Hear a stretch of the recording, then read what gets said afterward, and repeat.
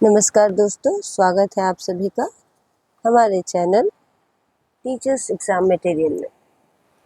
तो हम अपनी श्रृंखला को आगे बढ़ाते हुए 169वें प्रश्न तक आज पहुँचे हैं। तो चलिए शुरुआत करते हैं कि कठिन काव्य प्रेत किस कवि को कहा जाता है। कठिन काव्य प्रेत किस कवि को कहा जाता है? तो उनका नाम है केशवदास।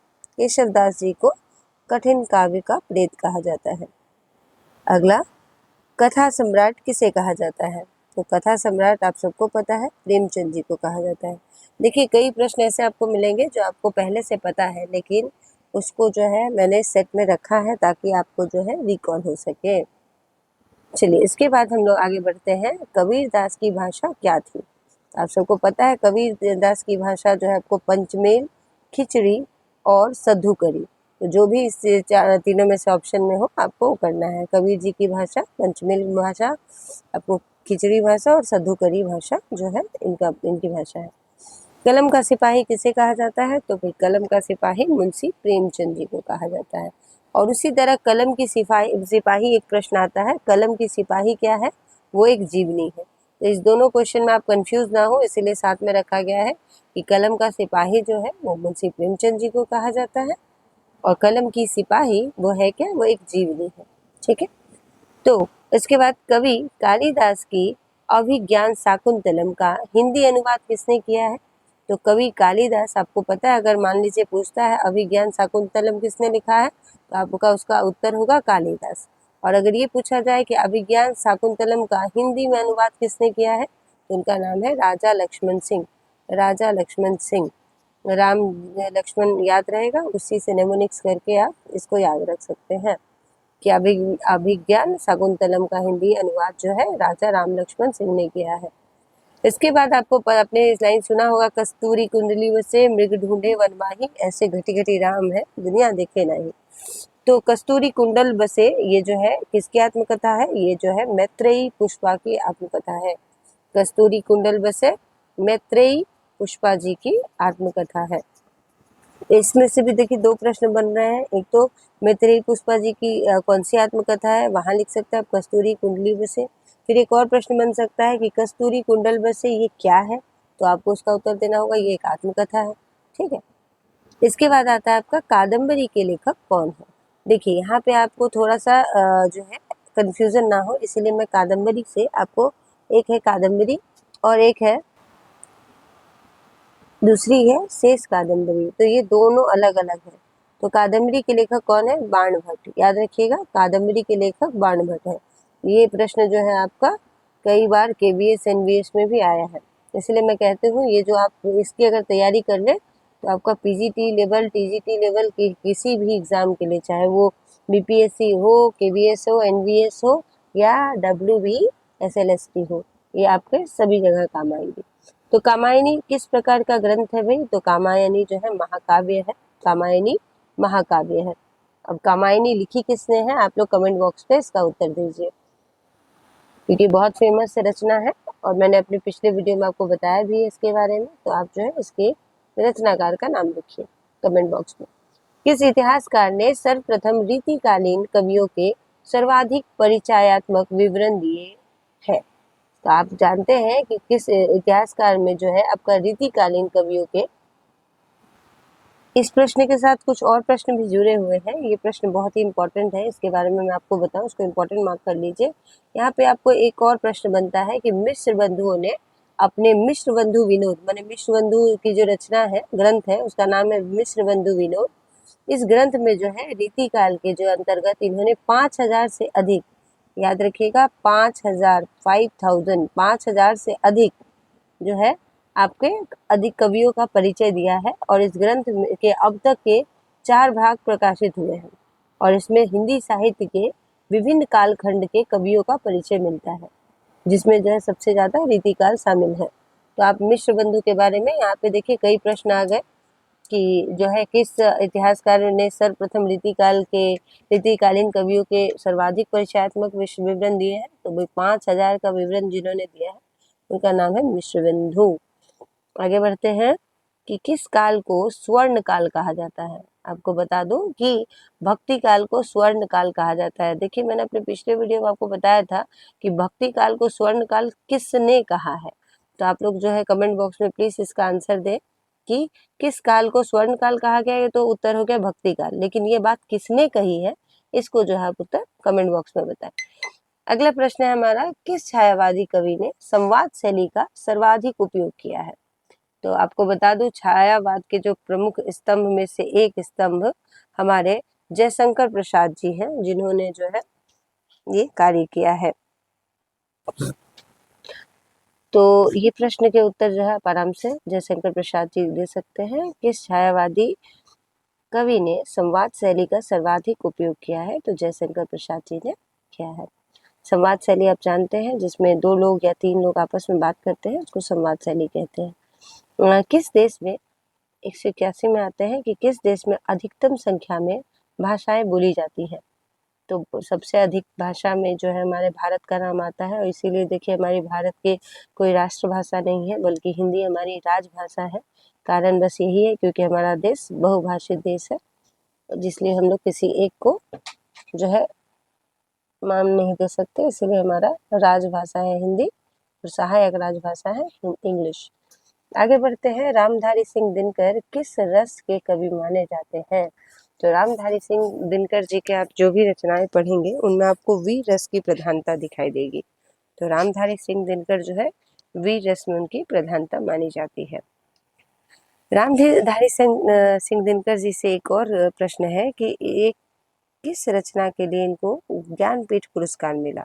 देखिए, पुरस्कार के लिए अलग से हम लोग एक सेशन रखेंगे, पर इसमें जो है चूंकि रामधारी सिंह दिनकर जी का ही है, तो इसीलिए उनको उर्वशी पर जो है ज्ञानपीठ पर पुरस्कार मिला है। उर्वशी की रचना पर जो है उनको ज्ञानपीठ पुरस्कार मिला है। इसके बाद आगे बढ़ते हैं हम लोग कि रीति काल का वह कौन सा कवि है जो अपनी मात्र एक कृति से हिंदी साहित्य में अमर हो गया।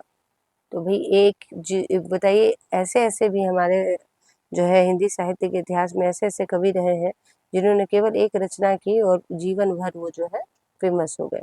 तो वो बिहारी है, और बिहारी जो है प्रेम के रस को या विरह के रस को बहुत ही अच्छे से जो है इन्होंने व्याख्यान किया है।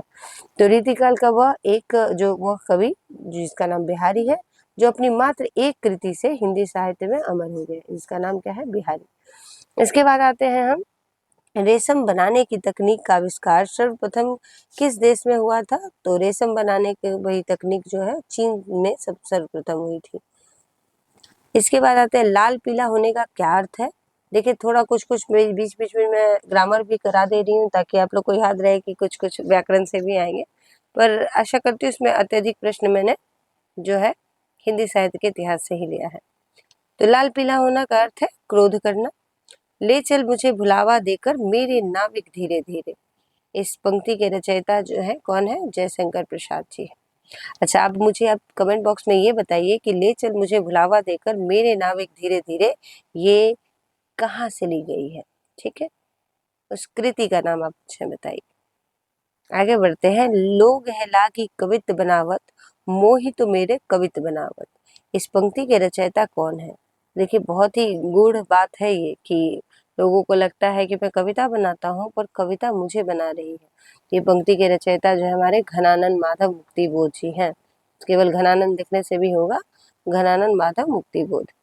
इसके बाद आते हैं हम, वही मनुष्य है जो मनुष्य के लिए मरे। इसके रचयिता कौन है। इसके रचयिता जो है हमारे मैथिली शरण गुप्त जी हैं। वही मनुष्य है जो मनुष्य के लिए मरे, यह मैथिली शरण गुप्त की रचना है।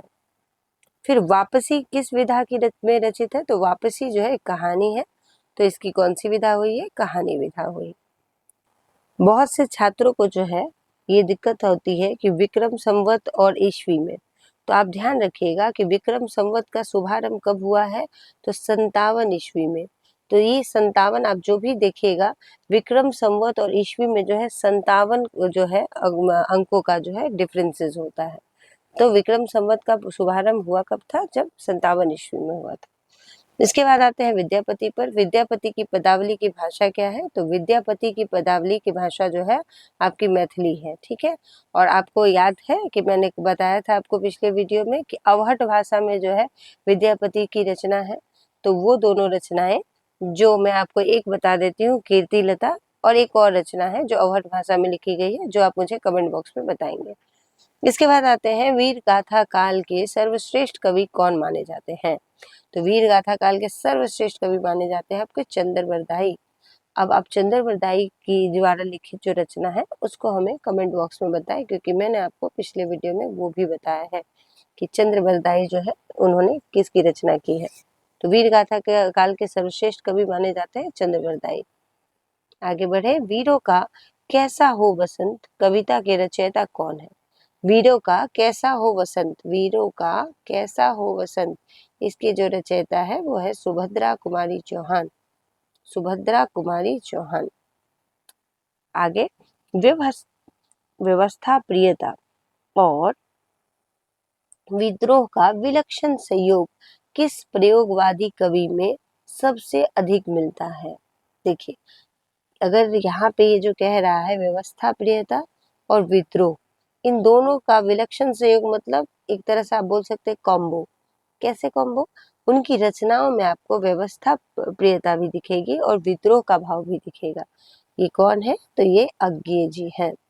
अज्ञे जी की रचनाओं में हमें प्रयोगवादी रूप में जो है ये दोनों चीजें देखने को मिलती है। आगे बढ़ते हैं इसके बाद की जो रचना है शिव शंभू के चिट्ठे। देखिए, अगर आपको समय मिले तो एक बार पढ़िएगा। कक्षा 11वीं की एक चैप्टर है जिसका नाम है आपका विदाई संभाषण, ठीक है। तो विदाई संभाषण जो है ये शिव शंभू के चिट्ठे से लिए गई है और इसके रचयिता है बाल मुकुंद गुप्त। जहाँ पे जो है आपका लॉर्ड कर्जन के बारे में पूरी चर्चा है विदाई संभाषण में। बहुत ही इंटरेस्टिंग चैप्टर है, समय हो तो प्लीज पढ़िएगा एक बार। इसके बाद आगे बढ़ते हैं शिवा बावनी। तो यहाँ पे अगर जो पहला प्रश्न क्या था, शिव शंभू के चिट्ठे से संबंधित रचनाकार कौन है? तो बाल मुकुंद गुप्त जी है। शिवा बावनी के रचनाकार कौन है? भूषण जी। शिवा बावनी के रचनाकार है भूषण। शिवा बावनी के रचनाकार है भूषण। शून्य की खोज किसने की? आप सभी को पता है, शून्य की खोज जो है हमारे आर्यभट्ट ने की। और आप मुझे बताइएगा कि आर्यभट्ट कहाँ से हैं, आर्यभट्ट कहाँ से बिलोंग करते हैं, ये मुझे आप कमेंट बॉक्स में बताइए। तो मैंने आपको जैसे कादम्बरी के बारे में भी बताया था, कादम्बरी की रचना किसने की है? बाणभट्ट ने की है, ठीक है। और यहाँ आता है आपका शेष कादम्बरी। शेष कादम्बरी के रचयिता कौन है? अलका सरावगी, ठीक है। देखिए, आपको कंफ्यूज बिल्कुल नहीं होना है, आपको जो है चीजें समझनी है। कादम्बरी जो है बाणभट्ट ने लिखी है और शेष कादम्बरी जो है वो अलका सरावगी ने लिखा है, ठीक है। आगे बढ़ते हैं। श्रद्धा। श्रद्धा किस कृति की नायिका?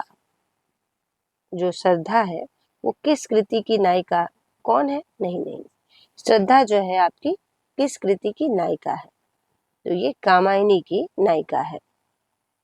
इसके बाद आगे बढ़ते हैं 201। संविधान की 8वीं अनुसूची के अनुसार कितनी भाषाओं को राज्य भाषा के रूप में संवैधानिक मान्यता प्राप्त है? तो आपको 22 भाषाएं हैं जिनको जो है हमारी 8वीं अनुसूची के अनुसार राजभाषा के रूप में घोषित किया गया है, जिसमें जो है अभी अभी हाल ही में मैथिली को भी जो है ऐड किया गया है।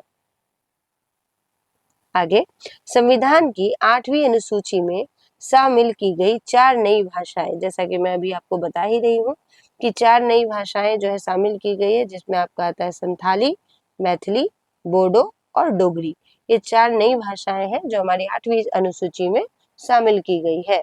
तो टोटल भाषाएं कितनी हो गई आपकी? 22, जिसमें से अभी 4 जो नई भाषा क्या है? संथाली, मैथिली, बोडो और डोगरी, ठीक है। आशा है आपको याद रहेगा ये चीज। कहानी बना के जिस तरीके से मैंने आपको बताया है नेमोनिक्स स्टाइल में आप याद करें, आपको लंबे समय तक याद रहेगा। अब संसद से सड़क तक, ये एक काव्य है और इसके रचनाकार कौन है? सुदामा पांडे धूमिल। धूमिल की बहुत सारी रचनाएं हैं जिसमें से जो है संसद से सड़क तक, ये जो ज्यादातर जो है इनकी रचनाएं व्यंग्यात्मक होती है, तो ये भी जो है अब ये इनकी काव्य रचना है। आगे, संस्कृत से सर्वाधिक प्रभावित द्रविड़ भाषा कौन सी है? तो जिसमें सबसे, जो हम लोग देखिए संस्कृत को हमारी भाषा की जननी कहा जाता है, ऐसे नहीं कहा जाता है। संस्कृत से अत्यधिक प्रभावित द्रविड़ भाषा जो है कौन सी है? वो तेलुगु है। इसके बाद संस्कृत के 4 अध्याय किसकी रचना है? ये रामधारी सिंह दिनकर जो है ये रचित है, जिसका नाम है संस्कृत के 4 अध्याय। संस्कृत के 4 अध्याय रामधारी सिंह दिनकर जी की रचना है। सखी वे मुझसे कह कर जाते, सखी वे मुझसे कह कर जाते, इन पंक्तियों के रचयिता कौन है? इस पंक्तियों के रचयिता जो है आपके मैथिली शरण गुप्त है। सखी वे मुझसे कह कर जाते, तो मैथिली शरण गुप्त जी की ये रचना है। तो सबसे पहले अपनी आत्मकथा हिंदी में किसने लिखी? तो देखिए आत्मकथा तो भाई सब बहुत लोगों ने लिखी, लेकिन सबसे पहले किसने लिखी? वो भी हिंदी भाषा में, बनारसी दास जैन ने। बनारसी दास जैन ने। आगे, सर्वप्रथम किस आलोचक ने अपने किस ग्रंथ में देव बड़े हैं कि बिहारी विवाद को जन्म दिया? तो ये जो है आपके मिश्र बंधुओं ने जो है हिंदी नवरत्न में ये जो है विवाद का जो है विषय रखा कि जो है आलोचक ने क्या विषय रखा कि किस ग्रंथ में देव बड़े हैं और बिहारी विवाद को जन्म दिया है। आगे, सर्वप्रथम किस विदेशी यात्री ने भारत की यात्रा की? आप सभी को पता है, हिस्ट्री में आपने बचपन से पढ़ा है, मेगास्थनीज जो है इन्होंने सबसे पहले यात्रा की। कहाँ की? भारत की। सर्वप्रथम भारत को इंडिया किसने कहा? तो जब हम लोग भारत का विकास पढ़ेंगे डिटेल में, तब हम लोग को पता चलेगा कि यूनान वासियों ने ही जो है हमें सर्वप्रथम भारत को इंडिया कहा था। सर्वप्रथम भारतवर्ष का जिक्र किस अभिलेख में मिला है? वो जो है हाथी गुफा अभिलेख में मिला है। भारतवर्ष का जिक्र जो है हमें हाथी गुफा अभिलेख में मिला है। आगे, साच बराबर तप नहीं, झूठ बराबर पाप, इस पंक्ति के रचयिता कौन है? तो जब भी देखिए इस तरह के कटाक्ष जब होते हैं तो ये कबीर की ही वाणी होती है। तो कबीर द्वारा लिखा गया है, साच बराबर तप नहीं, झूठ बराबर पाप। ठीक है, मतलब सच्चाई से बड़ा कोई तप नहीं है और झूठ से बुरा कोई पाप नहीं। साहित्यकार अज्ञेय जी का पूरा नाम क्या है? देखिए इससे मैं आप लोग को लास्ट क्वेश्चन में भी बताई थी, और ये देखिए यहाँ से प्रश्न भी बन गया, तो याद कर लीजिएगा। स से सच्चिदानंद, ह से हीरानंद, व से वात्स्यायन, अज्ञेय। ठीक है, ये इनका पूरा नाम है, सच्चिदानंद हीरानंद वात्स्यायन अज्ञेय। सच्चिदानंद हीरानंद वात्स्यायन अज्ञेय, ये जो है अज्ञेय जी का पूरा नाम है। इससे भी जो है कई बार प्रश्न आ चुका है, ये काफी बड़ा नाम है, तो आपको याद करना आवश्यक है। अब सिंधु सभ्यता के लोग किस क्षेत्र के निवासी थे? तो सिंधु सभ्यता के लोग जो हमारे भूमध्य सागरीय जो है क्षेत्र के निवासी थे। ठीक है, थोड़ा थोड़ा आपको ज्योग्राफी टाइप क्वेश्चन लग रहा है, लेकिन ये सभी जो है हिंदी के विकास में जो है, जो हमारे भारत का नाम कैसे बढ़ा, उसमें जो है ये सारे प्रश्न आते हैं। इसको हम लोग जब डिटेल से पढ़ेंगे तब आपको समझ में आएगा कि ये ज्योग्राफिकल कंडीशन क्यों आ रहा है, कुछ हिस्ट्री के प्रश्न क्यों आ रहे हैं। ये सभी हिंदी से ही संबंधित है, जब हिंदी भाषा का उद्भव विकास सब हुआ उस समय का। तो सिकंदर का सेनापति कौन था? सिकंदर का सेनापति जो है सेल्यूकस निकेटर था। सिकंदर का सेनापति सेल्यूकस निकेटर था। सिकंदर किसका शिष्य था? तो सिकंदर जो है अरस्तु का शिष्य था। मतलब कि एक और क्वेश्चन पूछ सकता है कि अरस्तु किसके गुरु थे? सिकंदर के। सिकंदर का गुरु कौन था? अरस्तु। ठीक है, सिकंदर शिष्य किसका था? अरस्तु का। तो इस तरह से आपके एक ही प्रश्न से 3 प्रश्न का हल हो जाता है। आगे, सिंधु आपका सिद्धों की उद्धृत रचनाओं की काव्य भाषा क्या है? तो सिद्धों और नाथों के बारे में हम लोग जो है डिटेल में जानते पढ़ेंगे, तो आपको सिद्धों के उद्धृत रचनाओं की काव्य भाषा जो है देश भाषा मिश्रित अपभ्रंश अर्थात पुरानी हिंदी। देखिए अपभ्रंश को जो है पुरानी हिंदी के नाम से भी जाना जाता है। तो इसी भाषा में जो है सिद्धों की रचनाएं लिखी गई हैं। फिर 2018 में आप देखेंगे 218 में सुंदर परम किशोर बायक्रम चंचल नयन विशाल, कर मुरली सिर मोर पंख पीताम्बर उड़ बनमाल, ये पंक्तियां किस रचनाकार की हैं? तो आप देख ही पा रहे हैं कि यहाँ पे सुंदरता और मोर पंख मतलब कृष्ण, और जहाँ कृष्ण वहाँ पे 80% जो है चांसेस है सूरदास की ही रचना होती है। इसके बाद आगे बढ़ते हैं हम। सुभाषित वली के लेखक कौन है? सुभाषित वली के लेखक जो है मयूर है। सुभाषित वली के लेखक मयूर है। आशा करती हूँ आपको सभी प्रश्न उत्तर समझ में आए होंगे। एक प्रश्न के साथ कई प्रश्न बन जाते हैं और जिस सबको मैं डिटेल में आपको समझाते हुए चलती हूँ, इन सब को लेकर जो है आपका पूरा जो हिंदी साहित्य का इतिहास विकास जितने भी हमारे सिलेबस है उसको पार्ट पार्ट वाइज जो है हम लोग उसको भी करेंगे और इन सारे प्रश्नों को बार बार हम लोग सुनकर पढ़कर याद कर कर जो है अपने परीक्षा को जो है कम समय में ज़्यादा तैयारी कर सकते हैं। अगर आपको पसंद आया हमारा वीडियो तो इस चैनल को सब्सक्राइब करें और अपने दोस्तों की भी मदद करें, क्योंकि मदद करने से जो है आपकी भी मदद होगी। इसीलिए जो है इसको ज़्यादा से ज़्यादा अपने दोस्तों तक पहुंचाएं। धन्यवाद।